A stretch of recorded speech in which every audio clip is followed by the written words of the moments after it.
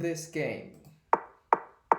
So we have Caro-Kann, knight c3, this is mainline, knight f6. Yeah, so white is probably going knight to e5, so I would recommend knight to d7 to kind of defend this move. If white move knight to e5, we can trade the knights. So the problem with knight f6 is white would make knight to e5, and there might be some problem. After knight e5, h4, we cannot push the h pawn because, for example, yeah. So if we move, let's say e6, h4, if you move h pawn, the bishop traded, and the pawn structure will be destroyed.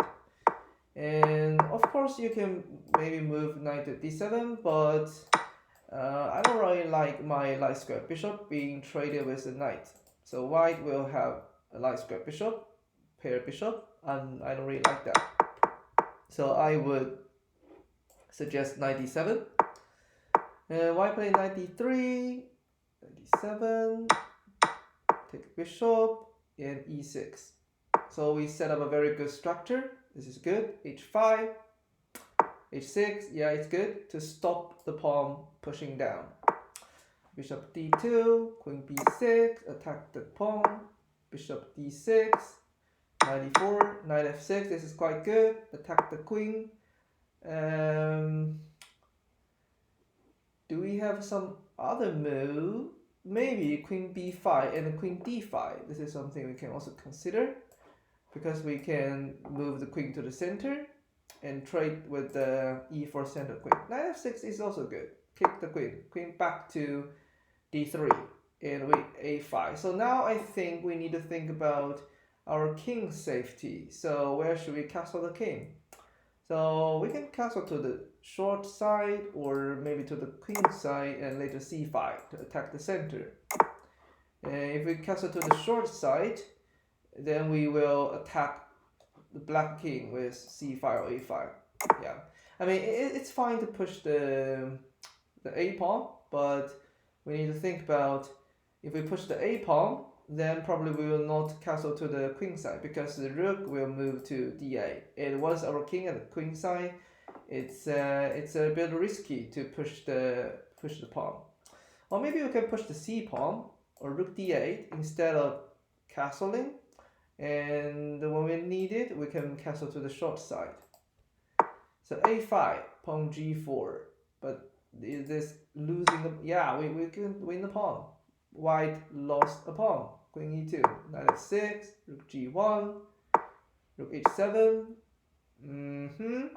Rook 7 can protect the pawn, but I think rook g8 is even better. White cannot really take the pawn because our rook is protected, and the rook being at g8 is way better than at h7 because it's active. h7 is quite awkward.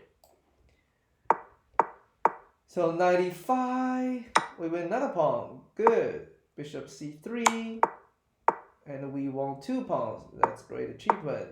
And we attack. Oh, okay, we are going to win material, right?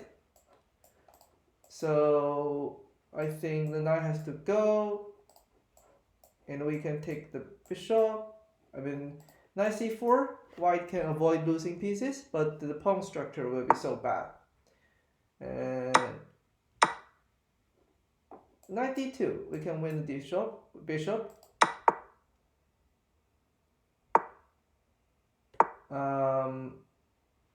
Yeah, I'm thinking bishop back.